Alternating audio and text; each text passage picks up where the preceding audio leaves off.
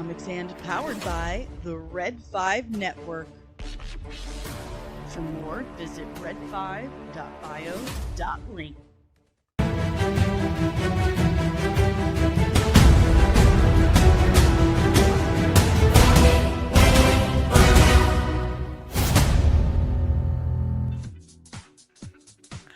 Good morning. Happy Thursday. It's very wet here. It's been raining for over 24 hours straight here in southeast Missouri. It's been thunderstorming for over 12 hours. So it's been flooding. And we all got woke up at I think 1:30, 2 o'clock in the morning because my daughter's car alarm started going off because of a huge thunder, whatever. So anyway, good morning. How are you? We got a few things to talk about. We might skip our little headline section and just get into our three topics because they're going to be doozies. Our topics today, of course, is the return of Leslie Headland. You know, you just can't keep an evil bitch down, can ya? No. So we're going to talk about what she be lying about now. And, of course, you know, a little blurb about a Game of Thrones movie. Really? Am I a little excited about this? And, of course, we need to talk about in depth. We need to talk about that Green Lantern trailer because I got a lot of problems with it. And I need to talk. You guys are going to hear about it. I'm going to explain it, though. I'm going to explain it in detail because of course, my post about it is going mildly, very small, viral. I warned you that the bots were coming out in force. They were going to happen, and they have. And they all keep saying the exact same thing and showing the exact same panel. So we're going to talk about it. We're going to dive right into it because I feel like it really warrants that kind of a deep dive. I think a lot of people are very confused about what the Golden Age, Silver Age, and Bronze Age of comics are, and that a lot of things that happened in the Golden Age of comics got kind of left there, and for reasons. Okay, so we're going to talk about it. But before we get into it, do me a huge solid. Make sure you've hit the like button, subscribed if you are new, and ring that notification bell so you get notified whenever I'm back with even more of this delicious nerdy nonsense. Of course, make sure you are supporting my comic book, which is featured this month on bleedingfool.com. Hooray. I did not see that coming. I didn't know it was going to happen. I submitted and had no idea. So hooray. I guess I caught him on a good day. That's good news. So make sure you help out and support my new comic book at the link that's flying by on the ticker below. I got a new review this morning from Verbal Riot. Let me tell you something. If you can wake up to an excellent review from someone you really, really respect, someone that is very particular, I highly recommend it. 20,000 stars. I mean, when he said the writing is very, very good, I about fell out of my chair. I was like, oh, this is so exciting. So very, very excited. Again, make sure you hit the like button, subscribe if you're new. Woo, woo, woo. And we're going to yell good morning, everyone.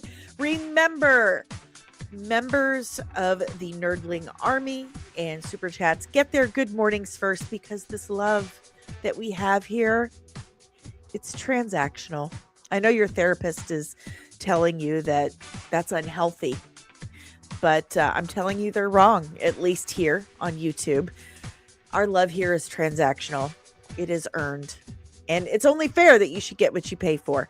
So we're going to dive right in. And look, it is Commander Doc Brown.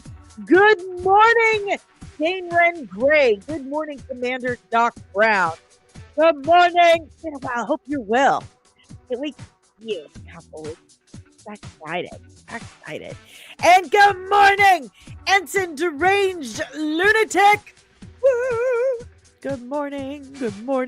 And remember, if you want to help with my trip to Florida, there is that QR code with the coffee mug, coffee cup, whatever. You can chip in and help me with my trip to Florida. Remember the rules. If Nandrew makes fun of St. Louis or Budweiser, he has to buy me a beer. Those are the rules. And also the other with the duck is to help support the comic book. All right, going back to it. More. Okay, are those the only two? Okay, those are the only two members we have right now. Again, we are a laid-back army. We're a laid-back army. That's right. All right. Good morning, Penny. Good morning, Mom. I'm so sorry. Please don't ground me.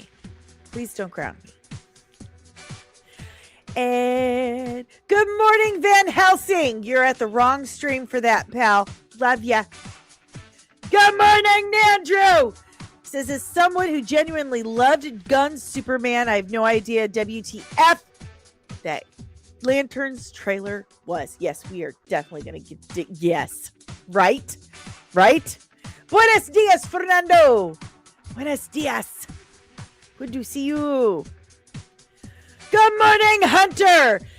Dani, in the Silver Age of comics, Hal Jordan has the suit in the closet, and I think he is getting old. He's looking to pass. He's Lanterns. That's not a question. That's a statement. And we're going to talk about that. And that is kind of like when Golden Age transitioning to Silver Age.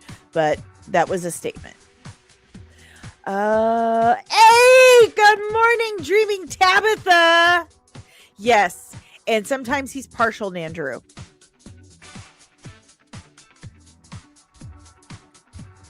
I can't call him anything else now. I can't. Okay, guys. It says, watch yourself in Florida. It's very strange out there. I have been so many times. My grandparents live there. And I know, and I actually genuinely, unironically love it. So one of my oldest and dearest friends, God rest her soul, she lived there too. So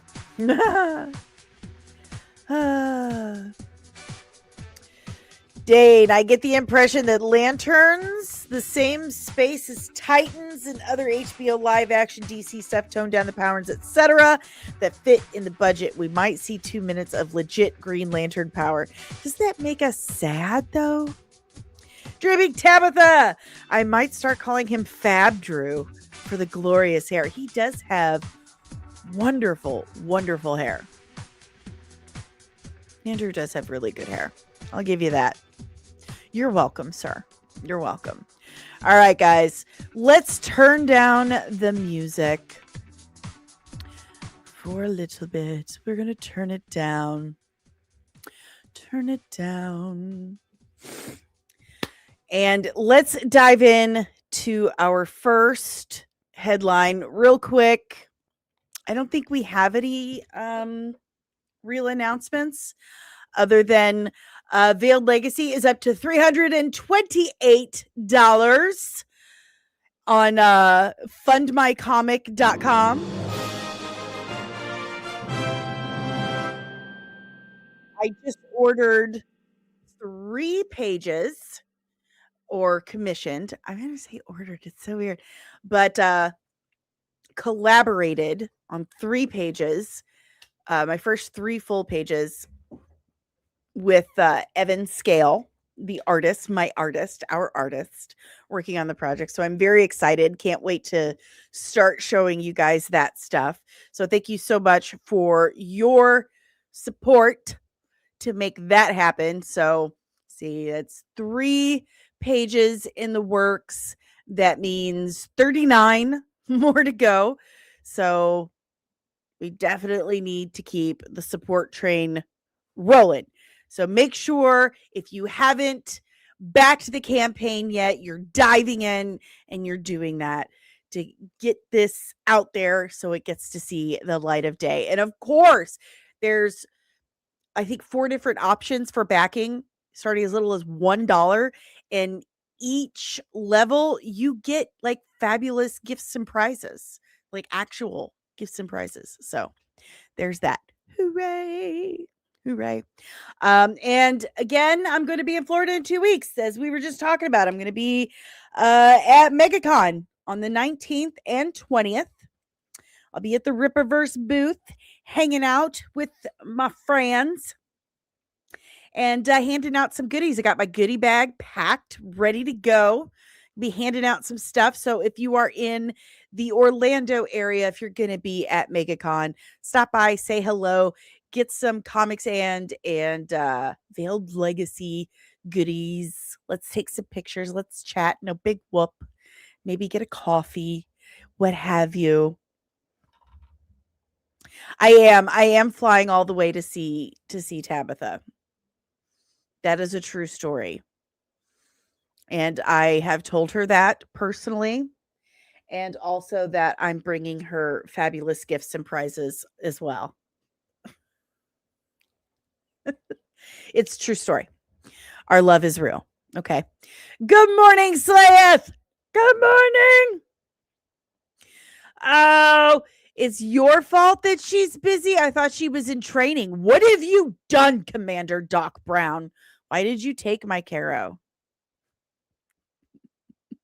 I'm not sharing today. Good morning, Omari. There's not enough. I should have changed the color. You're absolutely right, but I just don't look good in green. I'm sorry. I just don't. Good morning, Willie. Good morning. Yes, I'm back. That one I'd been streaming for like 4 hours at that point, and it was getting rough, and I had to dip out at the very last second. All right, guys, that's enough. Let's dive in to some actual stuff. Oh, that rhymed. Look at me go. Somehow, Leslie Headland has returned. As I said, you can't keep an evil bitch down. She's just the worst. So she... Good morning, Lieutenant Backyard TARDIS. So she did an interview with Geek Tyrant. And she said some things, some inflammatory things. And we're all very concerned. I think it's more gratitude. You know, it's just gratitude that the Acolyte truly is canceled. But she's not just going to stop beating that drum and convincing the world that it was a great idea. Hey! Again, her $1.99 super sticker. Thank you so much. I really do enjoy saying this. For $1.99, I have a fat ass. Thank you. Would you like a video for that? Hey! Thank you very much, Dreaming Tabitha, for gifting a comics and membership. That is for the lack of green, she says. Tabitha, would you like a clip for that gifted membership? And what clip would you like?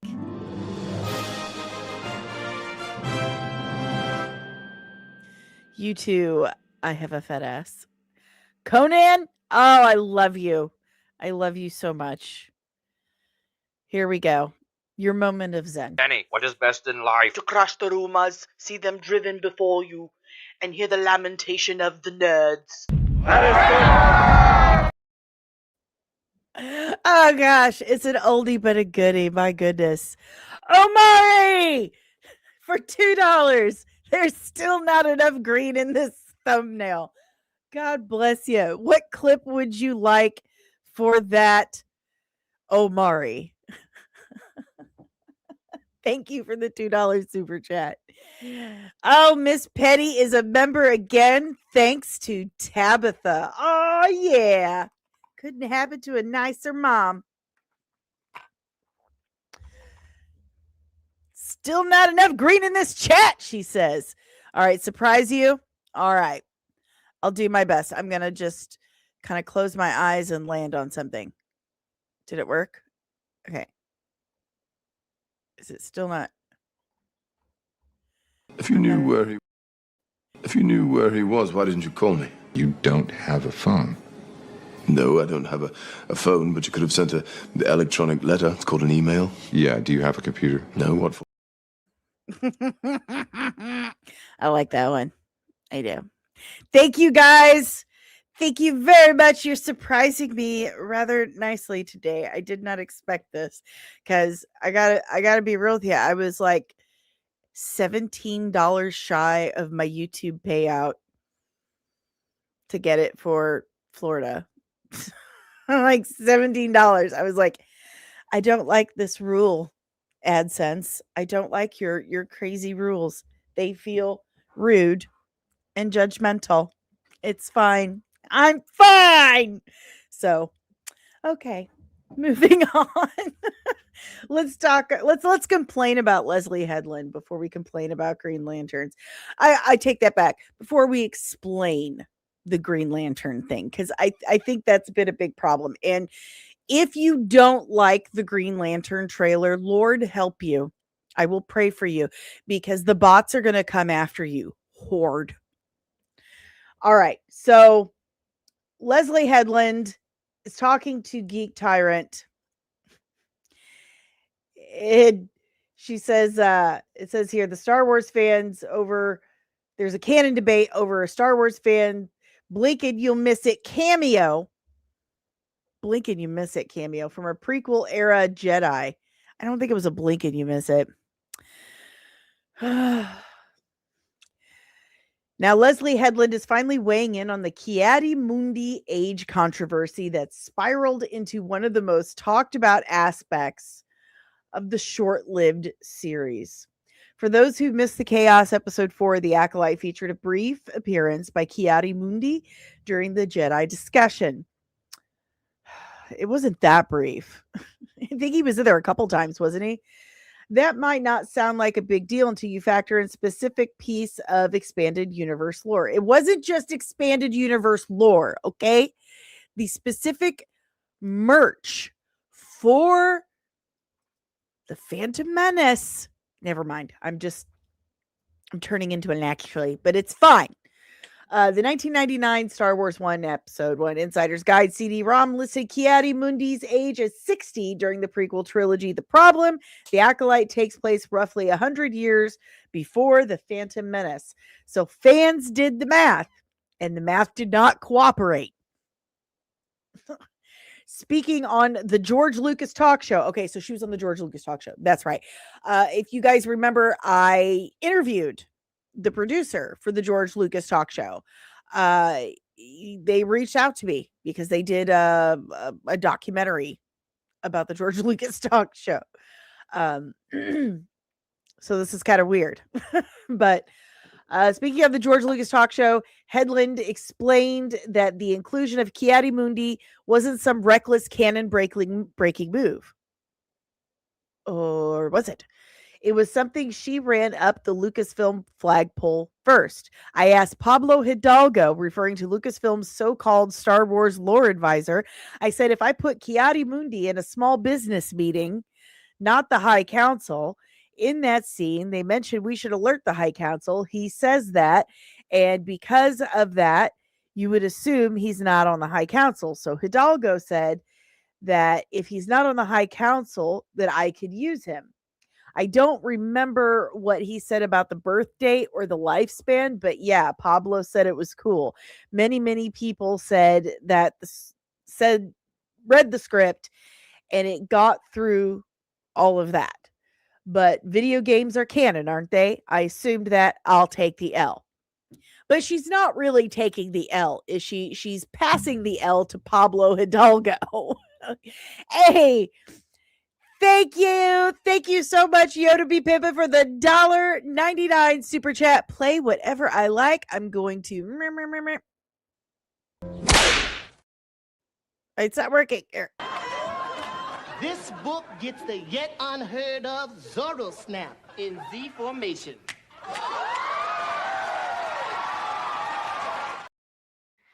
One of my all-time faves. Thank you so very, very much, Yoda B. Pimpin. I truly, truly appreciate it. It's very nice. Very nice. I don't normally get... What? Look at this. Willie the Monkey King for $3.49. Thank you so very much. She says he's got to go catch you on the replay. Take care, y'all. Oh, thank you so much. This is great. I don't normally get super chats. This is awesome.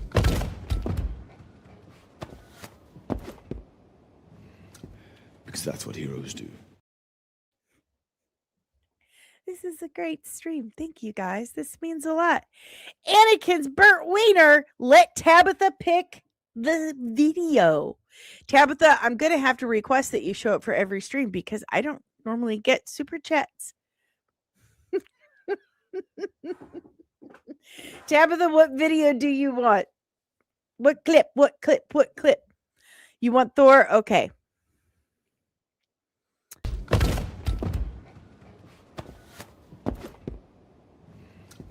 Because that's what heroes do. Thank you guys so much. This is really awesome. We've had 6 super chats today, and I hardly ever get any. This is amazing. Like, this is awesome. You guys are the best. Thank you so much. My face hurts because I'm so happy. Thank you guys. It means a lot. It really does. This is great. So here we have Leslie Headland saying she's taking the L, but entirely blaming Pablo Hidalgo. It's just absolute typical Leslie Headland behavior. As far as I'm concerned, she cannot accept real accountability. So she checked with Pablo Hidalgo. The script passed through multiple hands, and yet the debate still continued online because fans can't believe that it made it through all those gates. No one at Lucasfilm bothered to look at the details. And see, here Geek Tyrant is kind of enabling that. They are feeding that it's not Leslie Headland's fault. You're the writer. You're the writer. It is your job to do the research. And Google is cheap and free. Cheap and free. And it takes like 2 seconds. Why did I say cheap? Google is fast and free is what I meant. Google is so fast. Everything, the wealth of human knowledge is literally in your hand. Right there, Leslie. And you couldn't take half a second to just ask the internet. It's your responsibility as the writer, as the showrunner. You're passing the buck here. The whole situation highlights how layered and occasionally messy Star Wars canon can be. What counts? And whose fault is that? That's Disney's fault. Everything was canon until 2012. Am I wrong? I'm not, because it was until Disney decided,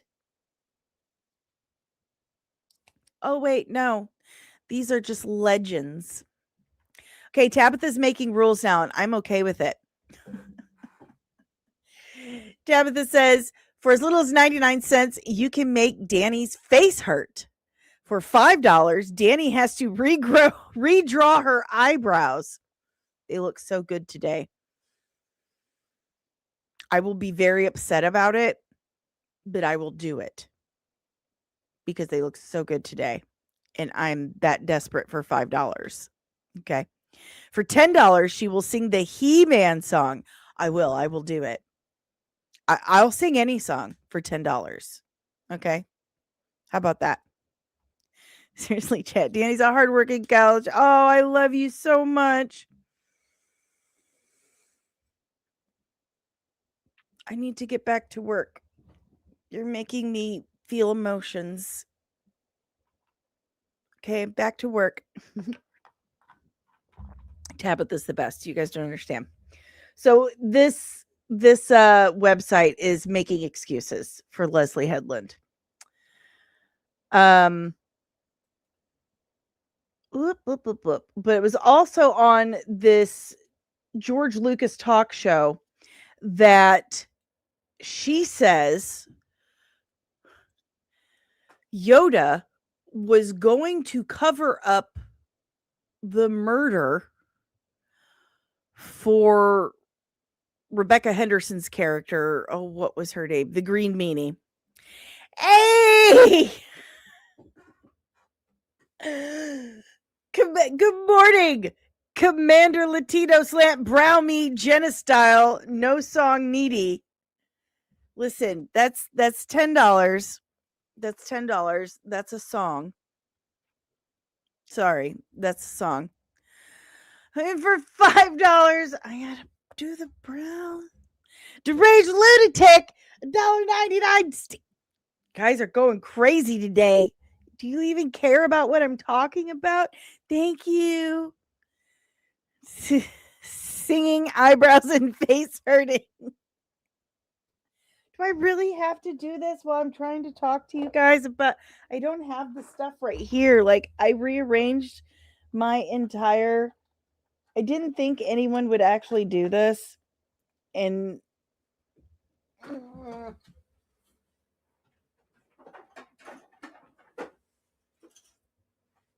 making me do things while I'm trying to work. Oh, I don't even have a mirror. Oh, here we go. So, unfortunately, Kiadi Mundi discourse was just one part of a much larger storm surrounding The Acolyte. The series was review bombed. What is this website? What is this website? Good morning, Cosmortal Comics. You have walked in to Tabitha hijacking the stream with super chats and making me sing songs and draw my eyebrows. She's taking me back to my YouTube origins. I'd care more if your eyebrows were differently shaped. Now I gotta get a mirror. All right. I have to adjust.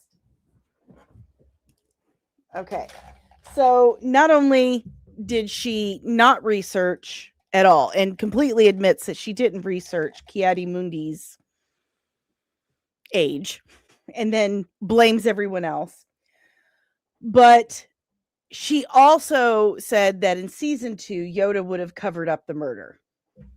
He would have been part of the conspiracy. The paragon of goodness and light that George Lucas created would have been part of covering up a murder. You don't dislike this woman enough. I'm telling you, it is an amazing, wonderful thing that this show got canceled. So, if you have any questions, comments, emotional outbursts about Leslie Headland, leave it in the chat below. If you would like to relieve me of my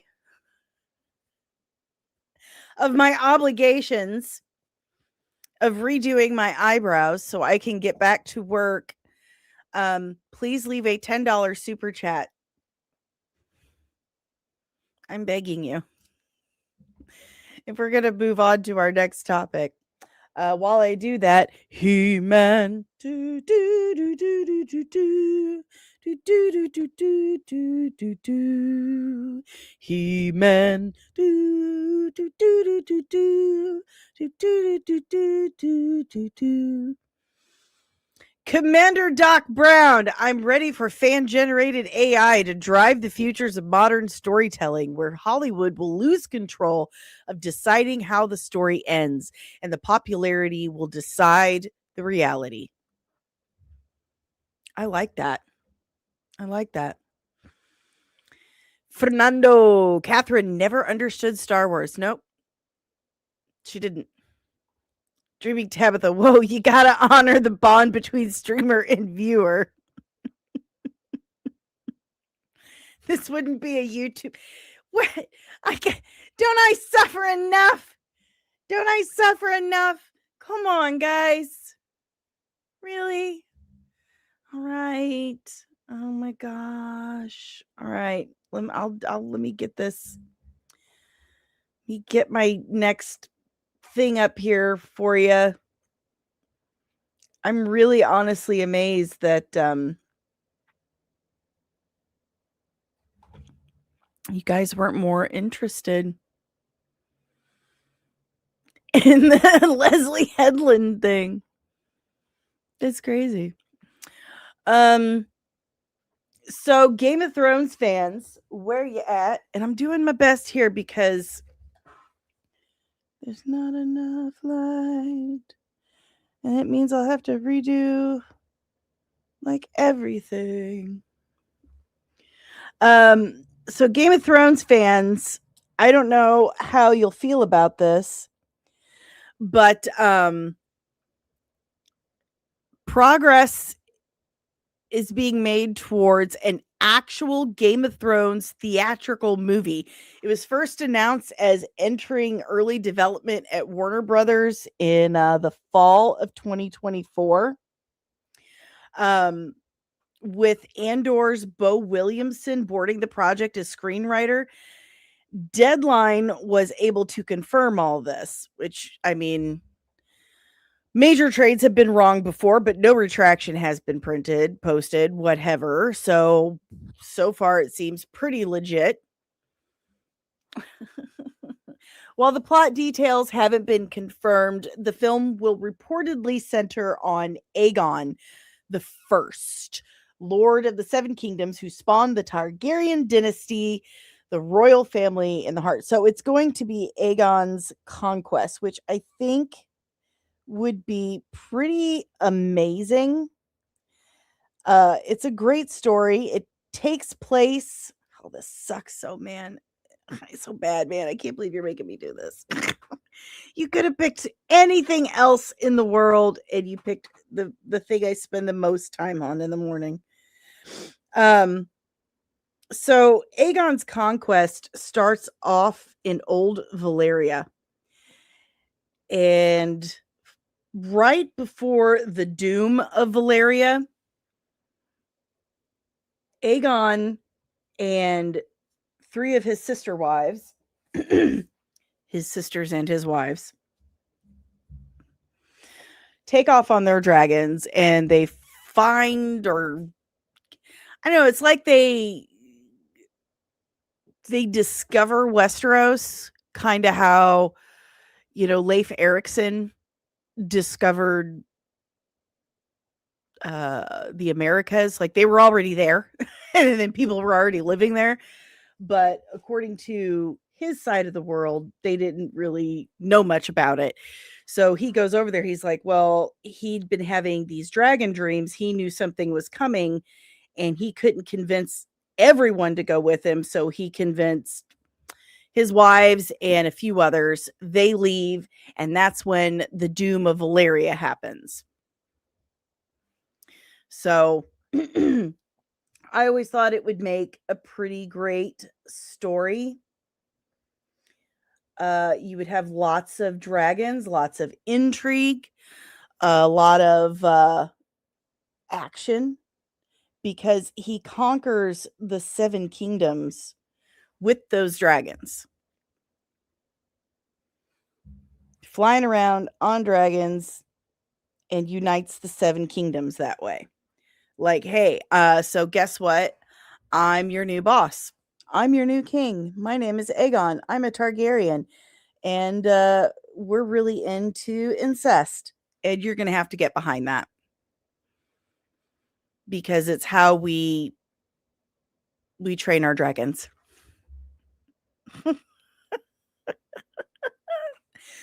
So I feel like George R.R. Martin isn't that excited about all this stuff because he signed all his rights away and now he has no say in anything anymore. And I can't imagine that being a very good feeling. In fact, I know he feels pretty awful about it. You know, that article he did, he talks about it and it's pretty crummy. It's pretty miserable. I mean, having created a few characters myself, I can't imagine releasing. That's all I'm doing to my eyebrows. And look, they're uneven now.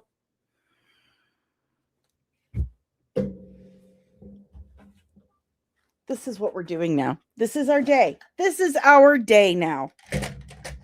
This is our day. I hope you're happy. I hope you are happy with my uneven eyebrows. And now I have to go full ADD on them because that is who I am. And I am unmedicated. Unmedicated. Oh, God.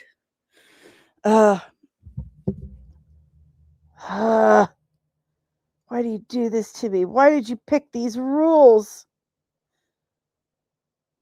Listen, Tabitha is actually, she's so nice. She really is, but she's also very German. I want you to remember that. I want you to remember that. She's also very German.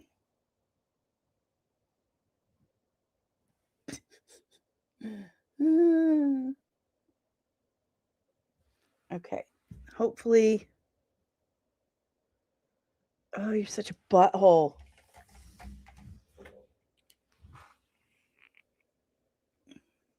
Oh, I'm so mad at you right now. I am so mad at you. I'm so mad. Okay.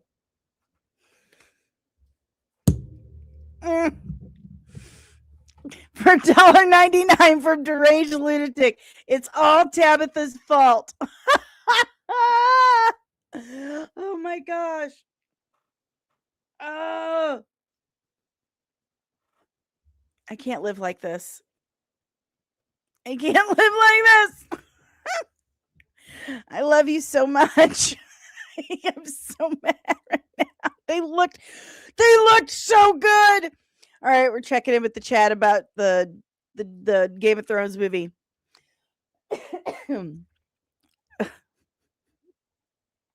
It's like jerk. Commander Doc Brown. George R.R. Martin can only write the past, and the future has been butchered.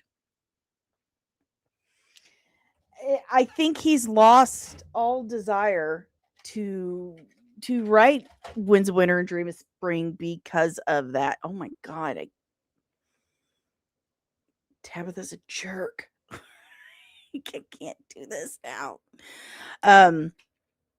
Yeah, it's like he's lost all desire because of what happened with Game of Thrones.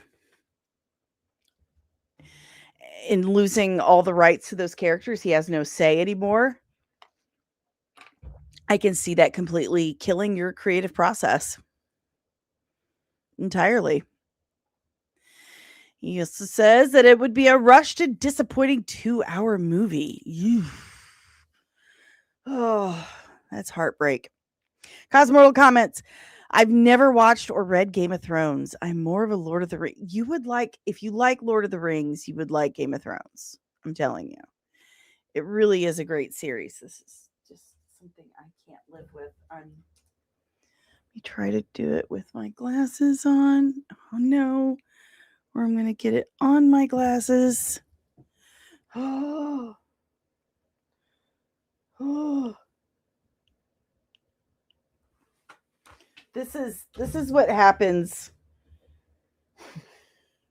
when your friends know too much about you.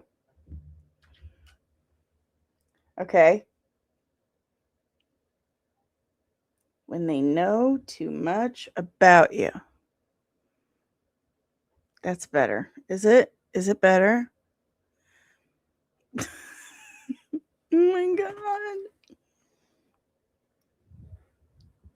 You're just a big old meanie head.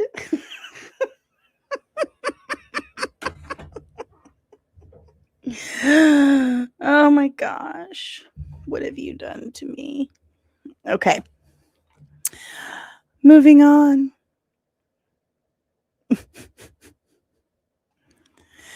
Deranged Lunatic, I'll be honest, I wasn't really listening. I was watching you paint your eyebrows on. I was drunk with power. Don't do drugs, kids.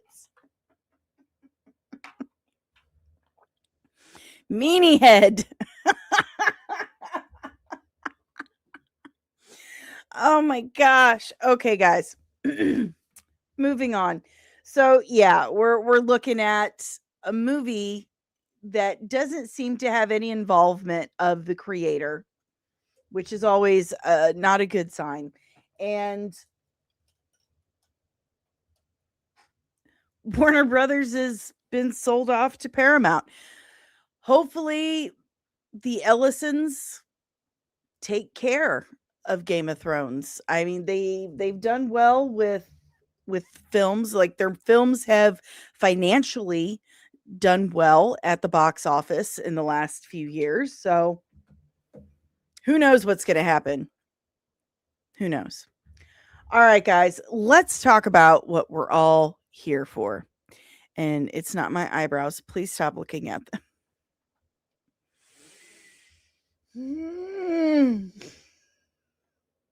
I'm fine. Everything's okay. Everything's okay. All right, let me get to it.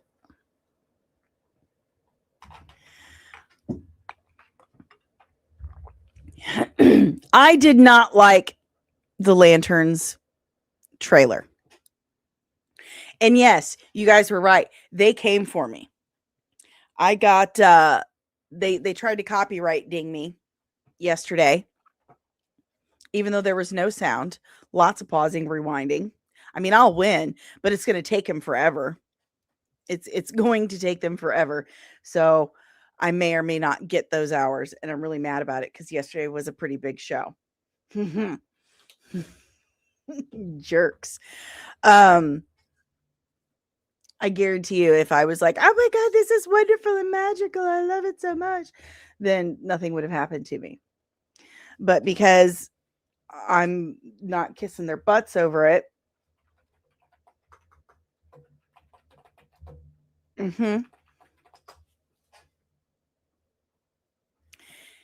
Commander Doc Brown, not a fan of shows opening up with belittling old white men, clear agenda signaling. That was not a DC Comics relationship. Yes, that is my first issue. That was my first issue.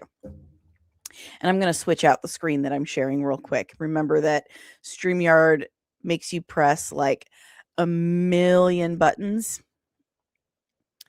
Okay. So first of all, Dane here, Commander Doc Brown. Good morning, buddy.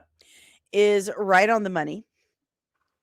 You've got Hal Jordan cussing out Jon Stewart in a car. In a car. Why are they driving in a car? I don't know. So it starts off with them, you know, in this car. If I can find a picture of it. So I'm a little gun shy to actually pull it up now. This old car. Cussing him out.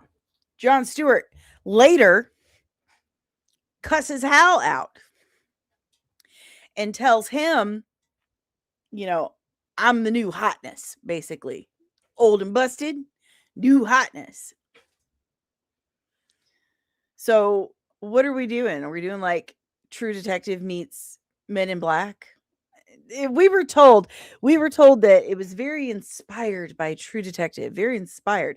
Well, you could do very inspired by True Detective and still have it be Green Lantern. This was not Green Lantern whatsoever. This was entirely True Detective. Okay.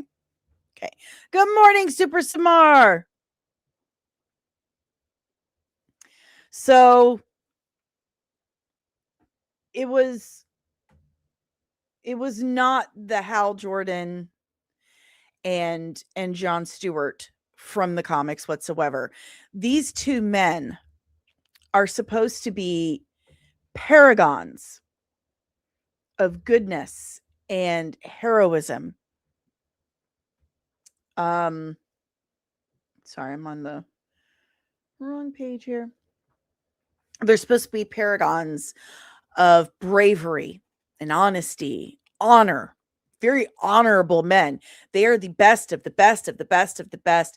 And that is why they got these rings. And what I saw of Hal Jordan and John Stewart in that teaser trailer was pettiness, anger, a lot of negative emotion, right? A lot of that. So that was the first thing. And that's a big red flag for me. I mean, it should be a really big red flag for anyone. Why are they just so hateful when that is the complete opposite? If anyone's picked up any Green Lantern comic and read one page of it, okay, why are they so hateful? Because they are not hateful at all, especially John Stewart.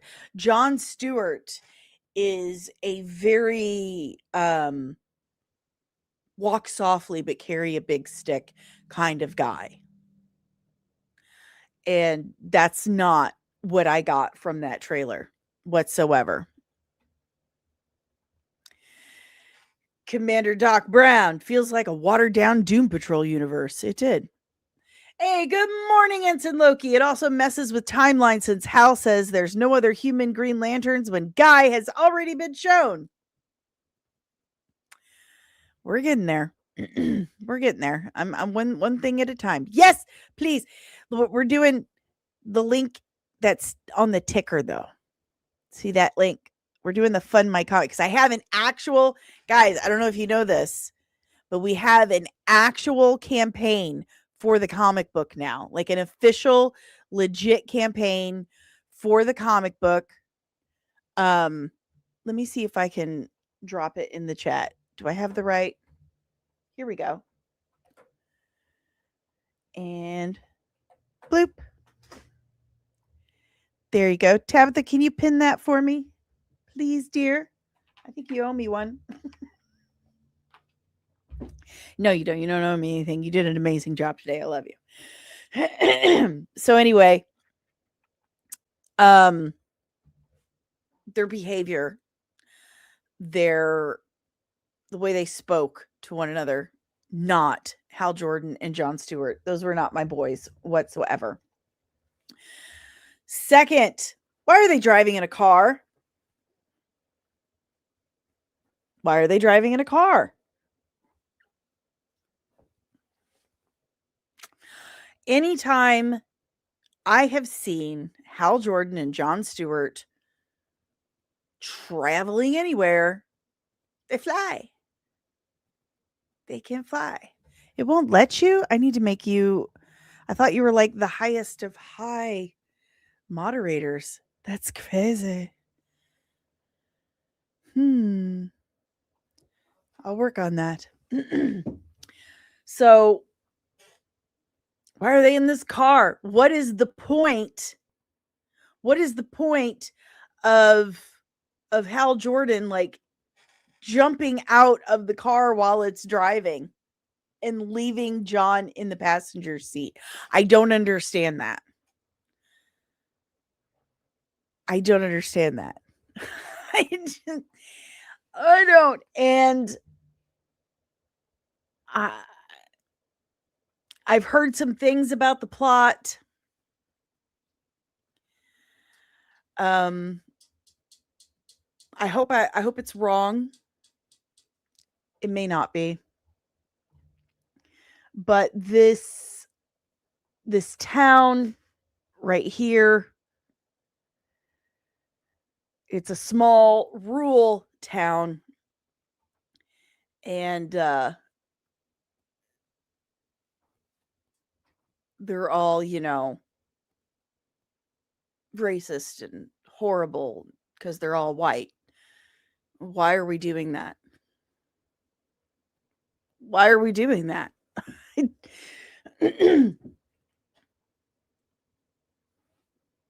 That's not everywhere, and that sends this horrible message. That's not DC Comics. So then there is the most obvious thing, and beside from Hal Jordan taking off and flying, he kind of douchey.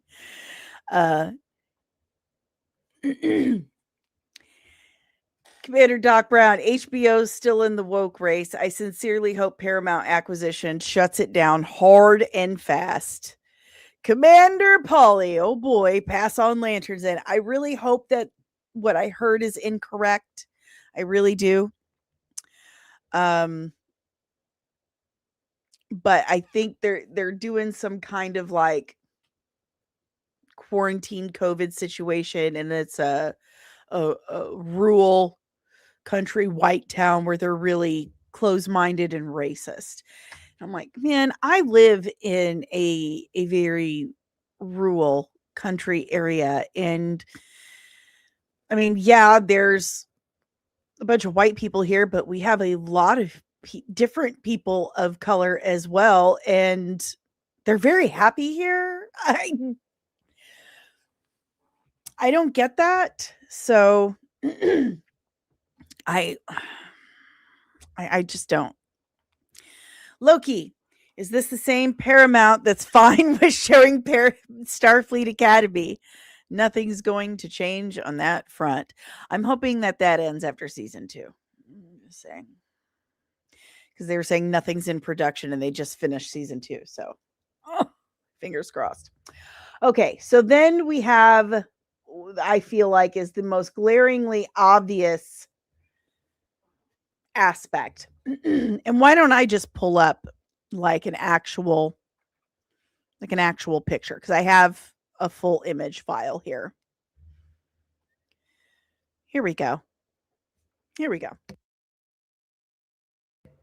What is this? This is Hal Jordan's suit hanging in a closet.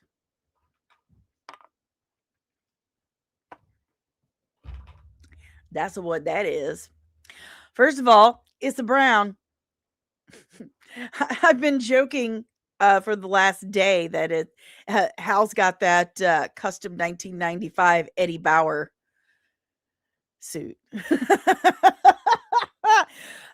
For those who are old enough, in the 90s, Eddie Bauer green was like all the rage. Your car, your furniture, jackets, hats, everything was this Eddie Bauer hunter green. And this is what this looks like to me.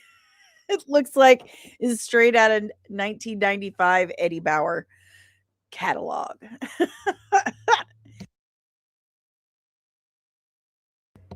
So I know what they're doing here. But it's not working. Hal Jordan was a test pilot. And so this matches his leather bomber jacket that he does wear. as we've seen in the teaser. He wears that leather bomber jacket, but there's very little green in this at all, and it's very, very dark green. Again, it's that Eddie Bauer. It's that Eddie Bauer green. And then for me, the most obvious issue is that it is a physical suit. Now, I have gone very mildly viral with my take on this, asking why does a Green Lantern have his suit hung, a physical suit hung in a closet? And every single response from bots has been the exact same panel from the Golden Age. The exact same panel. It is Hal Jordan sitting in a chair. I'm going to try and pull this up. Like, because, I mean, oh, come on now, computer.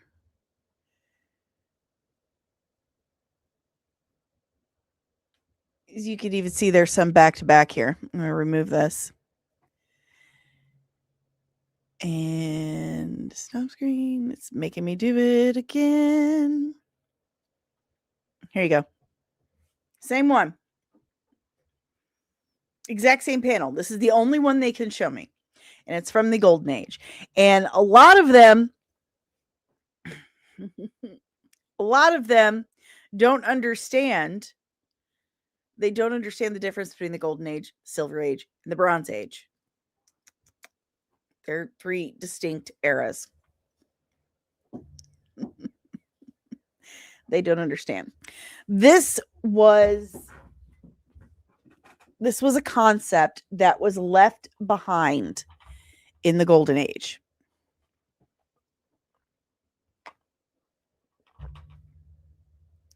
It was left behind because it didn't make sense. If the thing was a device that operates off of willpower and can make all this stuff, why would he need to change clothes? You know, you don't need to. Also, in the Golden Age, Batman killed people and Superman didn't fly, he jumped. Wonder Woman didn't fly. There's so many things that were left behind in the Golden Age. It is not solid reasoning. And I've had people come down on me saying, well, you know, James Gunn is so, you know, he's really into the golden era, or the golden era of comics, which took place in the 60s and 70s. Are you kidding me? Like, how are people telling me that I don't read comics and then telling me that the golden era of comics are in the 60s and 70s? No.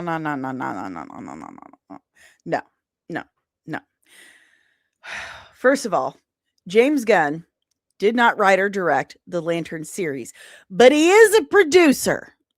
He is a producer on the series. And he cherry picks.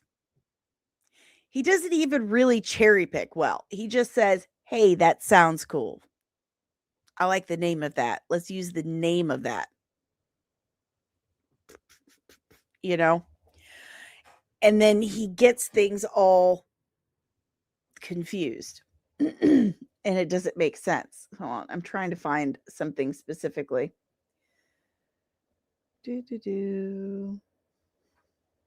Let's see. I've also been called a bot several times today. That's fun.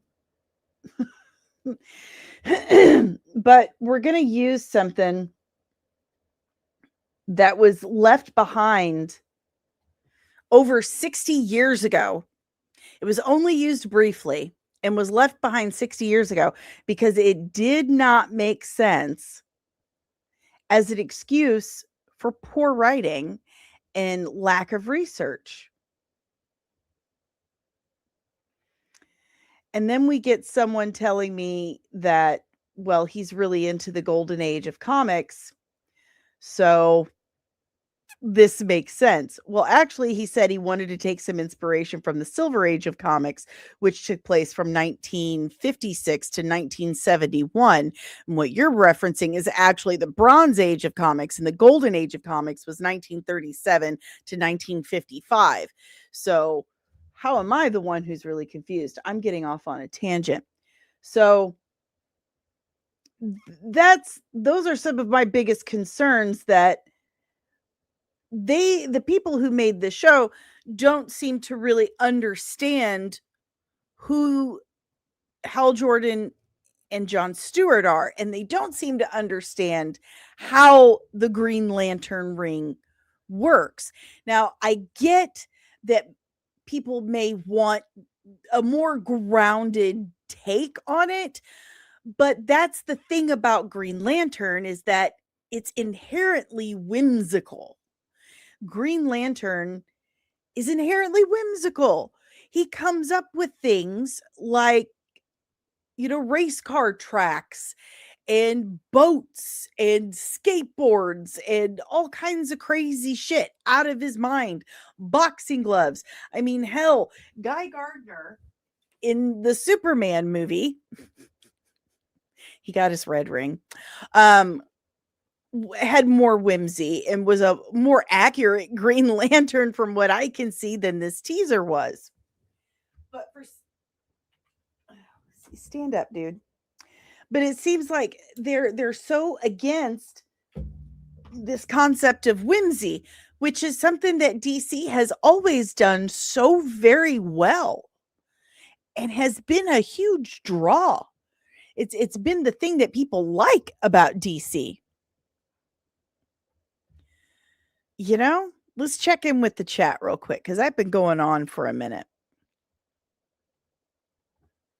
Oh, Mari, I only read a bit of Green Lantern Earth 1. It's more grounded compared to other Green Lantern comics, but it still has plenty of cosmic elements. Yes. Yes. For those who don't know, I did a lot of research on the Green Lantern Corps a few years ago for a ginormous video I did for all of the Earth sector Green Lanterns. It's one of my favorites. It's one that a lot of comic heads really enjoyed and reached out to me and told me how much they enjoyed. And so that's become one of my all-time favorite videos because of that reason right there. And I put a lot of work and a lot of research into that. I still have my handwritten notes. So maybe I get a little personally offended when I see someone who's written an entire show and didn't seem to do half the level of research for a big budget Hollywood production that I did for my no budget YouTube production. Like, let's come on now. Hey, good morning, Vin. The ring also functions as a henshin device. Henshin is Japanese for transformation. Yes. Cosmortal, that doesn't justify the reasoning because everyone enjoys the construct suit that comes from where you wear the ring. This is true. They do. And another complaint I have gotten from me saying, why is there a physical suit, aside from this one panel that it seems the entire internet of bots has to share between one another, is that, well, it's because everyone bitched about the CGI suit. Okay. I don't think you're aware there is a difference between good CGI and bad CGI, and also you can use CGI and practical effects. It's amazing. It's amazing what can be done with technology. So there you go. Then says, just like the ring works as a universal translator and data bank too. It does. It does all the things.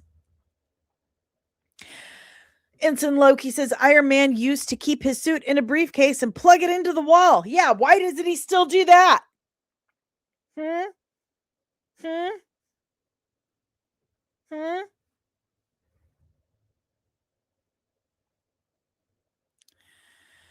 Then, fair enough, you've made your point, but I prefer the uniform to be something that the ring provided, like if you wear a henshin device. Yeah, like it transforms you. That's what I'm saying. It should do that. There's no need for an actual physical suit. This is my issue, that they didn't do research. This was a concept that was left behind, like when my mother was a child, like a very small child. It doesn't make sense to bring something back that was decided by the original writers. You know what? This doesn't make sense. Let's move on from it. Yeah, the Golden Age was much, much longer. Producer just means he got a late signature on the credibility, or to create credibility, probably not a penny spent. No, he didn't spend any of his own money on it, but he does have to sign off on stuff. You're absolutely correct on that, Commander Doc Brown. Super smart. But yeah, Soups also wiped out solar systems out of existence with a sneeze, but can't be touched, which is why 2025 gun movie is nothing but vomit. Oh, sorry, but the wheel on my mouse doesn't work anymore, so I have to. Then, exactly, I would rather have whimsical Green Lantern series or film. I don't mind a cop duo with Hal Jordan and John Stewart, and I don't mind Hal mentoring John. Exactly. We don't mind any of that. And you can do a True Detective Hal and John situation, but leave the whimsy that inherently exists with Green Lantern. Why take that away? It's no longer Green Lantern. This is a common issue with Hollywood adapting comic book stuff. They feel like they know better than the creators and writers that worked so hard to give their all to make these characters and stories what they are. And then they decide that we don't want to hear those stories. I just broke a nail. They decide that we don't want to hear those stories. That's not what we want. We want their original takes. And how do we know this? How do we know that that is true? Because Bo DeMaio told us on this channel. He told us on this channel. They tried to do that with season 1 of X-Men 97, and he put his foot down and said, "You're insane. We're not doing that." They tried to tell Bo that people don't want to see the comics brought to life. They don't want to see their beloved X-Men stories on the screen. They want to see their take, the Disney take of the X-Men characters. And Bo said, "No, they don't. You're crazy. That's not true." And that's what's continuing to happen everywhere else, because God bless him, Bo can't be everywhere. This is the problem, is these people that are in charge of these adaptations, they genuinely believe we don't want to see the comics that we've enjoyed our entire lives on the screen. We don't want to see those stories. We want to see their take on these characters. No, we don't. No, we don't. We didn't open our comic books and say, you know what would be great? If they change literally everything about this and then put it on TV. That would be great. No one has ever said that. Not one. Cosmortal. That's the thing. People are sick of grounded characters and stories. Unless it's like Daredevil or an obviously low-level street character, people want the big, flashy, super aspect. See, DC has always been whimsical. It's always been whimsical. It is Marvel that had those grounded takes on things, like with Daredevil. It doesn't make any sense for something like Green Lantern. It's not hard. That's why they're struggling with Blade so much. They're wanting to make it this grounded reality, explain it with science bullshit, but it's not. It's magic. It's whimsy.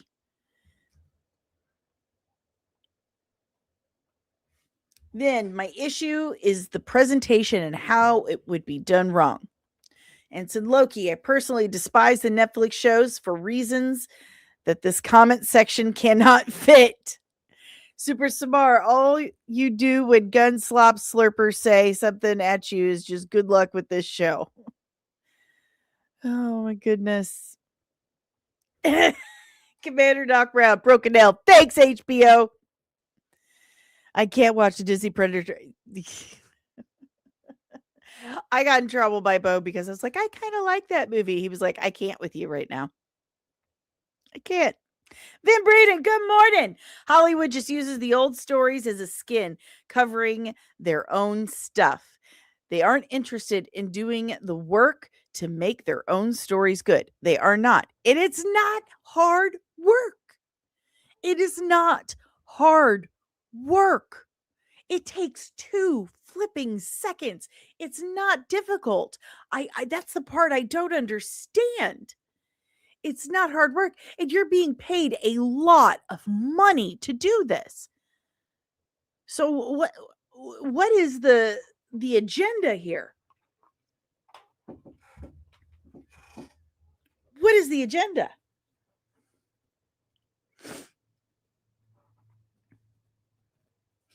You've taken 2 of the most beloved characters in DC Comics, characters that people have been dying to see in live action and treated well, and you've made them total assholes. Bitter, angry assholes. You know, the whole point, because this is another thing, people have been yelling at me for 15 hours now. It's a trailer. Wait for the show. You'll find out. Isn't the point of the trailer supposed to get me excited? Isn't it supposed to make me want to see the show? It's supposed to entice me to want to find out? This trailer had the opposite effect. It did not look anything like a Green Lantern trailer at all. There was nothing Green Lantern about it. And this is brown. It's Eddie Bauer green at best. I mean,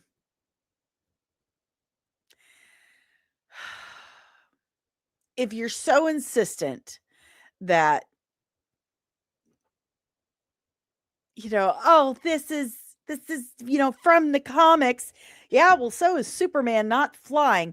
And that's not me making an irrational comparison or, you know, being hyperbolic, because I'm not. It's a completely rational comparison. The Green Lantern's construct suit is very much a part of their character as Superman flying is. Why are we taking that away? Now, I've had someone say that, well, maybe it's like an old suit and he just holds on to it for sentimental reasons. Like, okay, but why? Maybe we'll find out in the show, but still, this is a golden age concept that was let go because it did not suit the character. It did not make sense.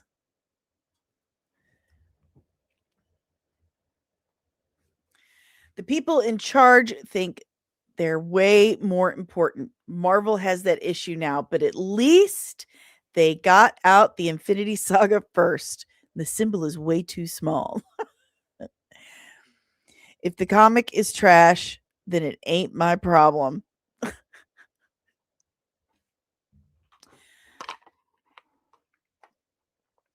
Listen, I really love Green Lantern. I love the Green Lanterns. John Stewart is my fave. I think he is, I mean, fictionally, obviously, but I think he's an incredible man. Wonderful, solid human being. And like, it reminds me, sorry, I looked over at my Guy Gardner, and I remember at the very end of that trailer, Hal Jordan says, or John Stewart asks him if he talks to the other Green Lanterns. He's like, why? They're aliens. We're the only humans. One of them's a fucking squirrel. So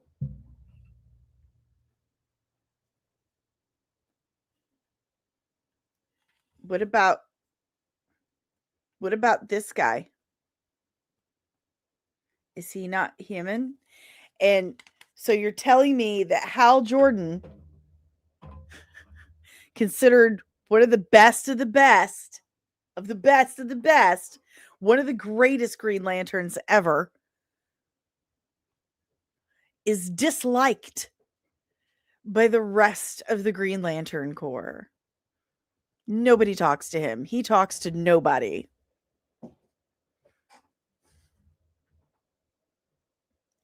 That's insane to me. That's insane. You've got to be kidding me. Ensign Loki, the show will end with Hal joining the Yellow Corps as a final screw you.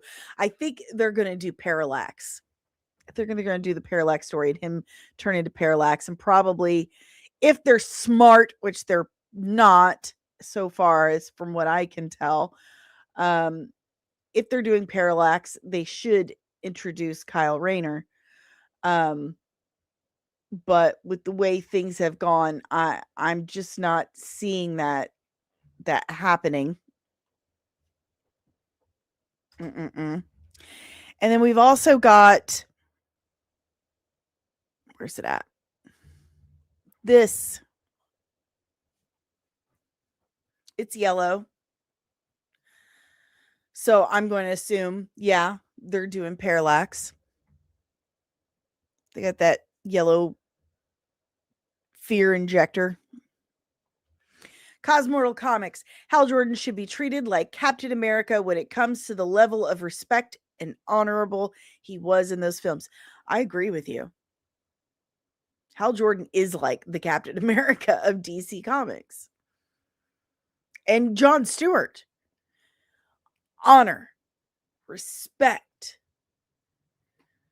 I just, they've got them cussing at each other and acting like petulant children. One of them's a fucking squirrel. Why would I talk to them? We're the only humans. Because Guy Gardner doesn't exist.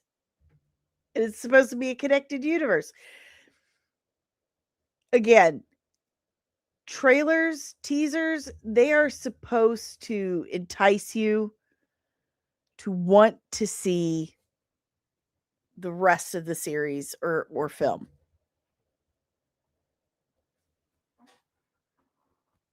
This has had the opposite effect. I was excited. I was really looking forward to it because the casting for this has been inspired. I think Aaron Pierre is perfect for John Stewart, and Kyle Chandler is a wonderful actor. He's great choice for Hal Jordan. But what the have they done? Seriously, what have they done? What the hell is this? No one has read Golden Age comics for fun in 60 years.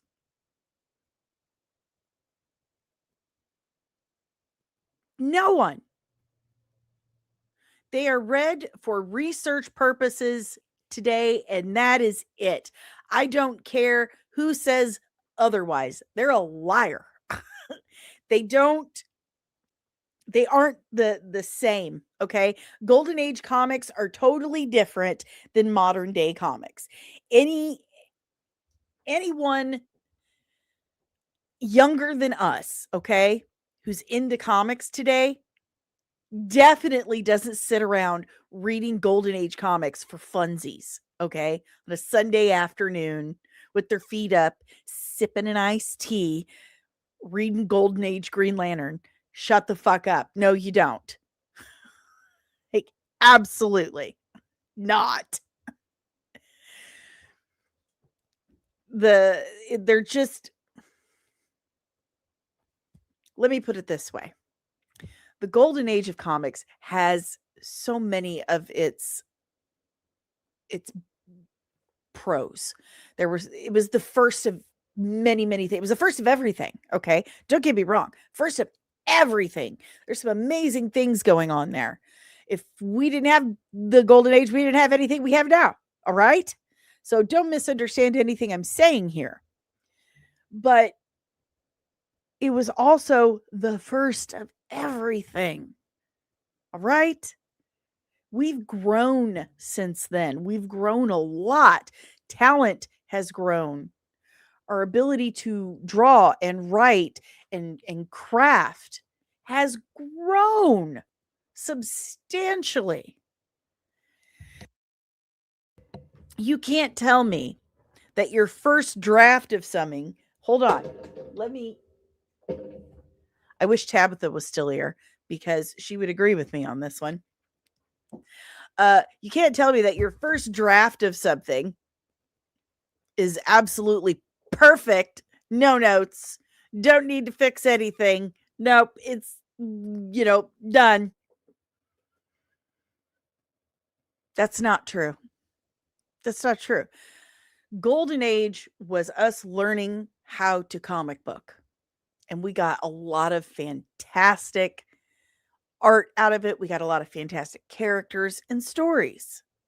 But it is what it is. It was our first foray into the wide world of a brand new medium. There were a lot of learning curves. And here we are, almost 100 years later. And you want to sit there and tell me that there's been no substantial growth in how we make those things now? That you're sitting around reading 100-year-old comics for fun at 20 years old? The hell you are. I call bullshit. No, you're not. Be quiet.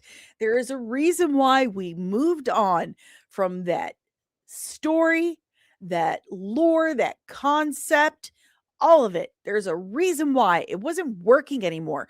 Comics almost died off entirely in the Golden Age. At the end of the Golden Age, when Hal wearing that physical suit was a thing, that's when comic books almost died altogether. So they got rid of a lot of shit. They got rid of a lot of things, the way they did things, the way they told stories. They changed it up. That's why. And then you have the Silver Age, where it was a period of exploration, experimentation, a lot of growing pains, if you will.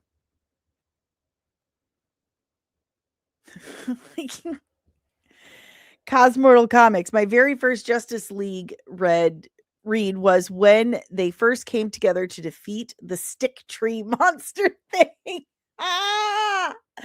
Oh, God bless you. And you stuck around. But you see what I mean? Comics almost died at the end of the Golden Age. And you're telling me that you would have bring that back. I call bullshit. It was left back there for a reason. It almost killed comics, okay? We're leaving it there. Back with Superman not flying and Wonder Woman not flying and Wonder Woman wearing sandals and her mullet and Batman killing. We're leaving it there. You're 25. God bless you. I think you're just the best. I really do.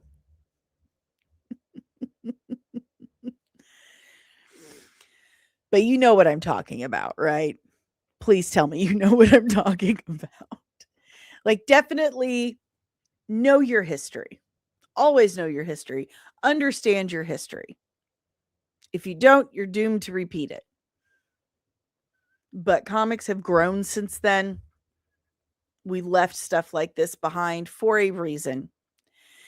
And bringing something back that was left by the wayside because it was killing comics because you're lazy, it doesn't make sense. It's not a good enough reason. It's not.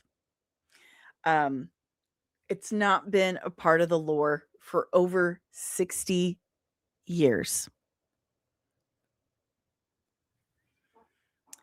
So, pardon me, guys. Pardon me. But this is it. I'm wrapping up now because I got to get some rest. And I got other work to do. And tonight, it's Thursday, y'all. It's Thursday. So that means it is our members only watch party over on the Discord. So you don't want to miss that. If you're a member of the channel, join us over on the Comics and Discord for our watch party at 6 p.m. Eastern Standard Time. We're watching Monarch Legacy of Monsters. So you clipped my Jim Carrey rant. I saw it on Instagram. I tried to share it, but my stupid Instagram thing wouldn't let me. It wasn't working or something. But anywho, guys, make sure if you don't have the link, the invite link for Discord, say something on the YouTube community, the members community, and I'll take care of that for you guys. I am going to be editing today. I got to edit the Nicholas Keating Casbaro interview I did the day before the surgery. And that'll be out as soon as I have that done. I also have a lot of writing to do. I have a lot of writing I have to get done. So I'm going to get some rest before I get back to work, sitting up at my desk. Sitting up is a challenge right now, but I'm doing great. And I'm enjoying the smaller waistline. It's fun not looking pregnant anymore. But if you guys like today's stream, do me a huge solid, hit the like button, subscribe if you are new, and ring the notification bell so you get notified whenever I'm back with even more of this nerdy nonsense. Please don't make me redraw my eyebrows again. That was not fun. Yes, sir. I was just talking about that. We're doing the Discord tonight. Yes. And thank you, Cosmortal Comics. Thank you. I hope everyone hit the like button. I do. And please do me a huge, huge favor. Please. I just ordered 3 pages, my first 3 full pages of Veiled Legacy. And I keep saying ordered, like I ordered a pizza or something. But I met with Evan Scale, my artist. I collaborated with him, and he is working on the first 3 pages of Veiled Legacy. I'm so excited. I can't wait to see them. I'm like dying, and I can't wait to show you guys. So we'll have 3 pages of Veiled Legacy. So do me a favor. Please please contribute to the campaign. It's on the ticker below and it's pinned in the chat. fundmycomic.com/campaign/952/veiled legacy. I'm also featured in bleedingfool.com this month. Very excited, but I basically used everything everything to pay for those pages. So we gotta get the money back rolling again. So make sure you're sharing the link, you're sharing the campaign, and if you contribute, you do get fabulous gifts and prizes. You do get stuff in return. So check that out today, please and thank you. And you can also go over to patreon.com/comics, and that's where you can contribute, monthly. That's a subscription, and you get official Veiled Legacy merch every 3 months for the first year of your membership, as long as you're a member of a one of the tiers that's over $5 or more. And that's not my choice. That's Patreon. Patreon's forcing me to do that, and I'm a little annoyed by it. But if you're a member of like the $5 or more tier, you get merch every 3 months for the first year of your membership, and you get official Veiled Legacy merch drawn by Evan Scale and actually myself too. So it's pretty cool. And I just updated it last night. So I'm really excited. You should go check it out. But the Patreon is where you get the full behind the scenes creative process. Every Friday, I do a vlog talking about what I'm working on this week and what's new and everything. So definitely check that out. I also have a merch store.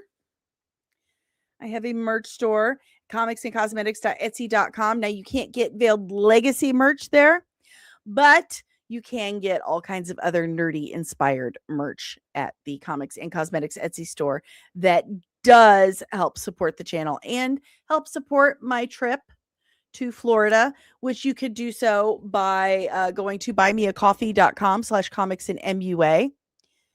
There we go. Or if you scan the QR code above me with the little coffee cup, you can help me with my Florida trip.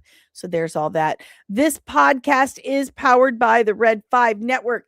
We are an exclusively nerdy collective of content creators and podcasters here to educate and entertain you. So if you like this podcast, chances are you're going to love more of what the Red 5 Network has to offer you. So go to red5.bio.link today to discover more of what your Red 5 family of podcasts and everything I've told you about can be found on my website, comics-and.com. You can discover stuff about the comic book, stuff about the podcast, the channel.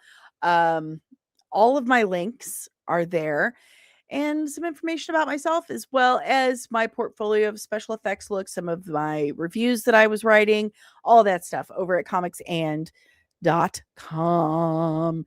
And apparently my rant is going to debut in a few minutes, so that's exciting as well. But that's all I got for you guys today. I'm going to get some rest before I get the rest of my work started so I can get some more content out there for you guys and get to work on the things that I'm supposed to be working on. But you guys have a good day. Support indie comics and keep your eyes peeled. All right. Have a good one.